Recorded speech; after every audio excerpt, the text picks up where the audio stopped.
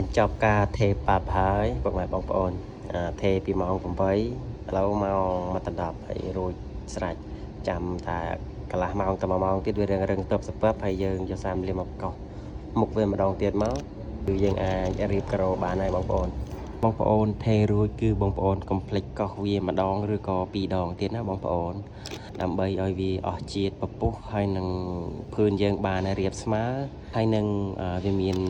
ជាតិក្រើមនៅពេលដែលយើងពុះទៅគឺវាជាប់បានល្អបងប្អូនมันបាច់ខ្លាចថាវាអត់ស្មើក៏វាក្លុកកដាឬក៏ទឹកដក់អីតាណាតាណីទេអានេះធ្វើមកគឺផានច្រើនកន្លែងមកហើយវាជាប់ណែនបានយូរទៀតដែរបងប្អូនអានេះគេហៅថាចាក់សាបយើងបាប់ភឿនឲ្យបានស្មើសិនមកមុននឹងពុះក្បឿងរៀបការ៉ូបងប្អូនស្មើរងតែម្ដង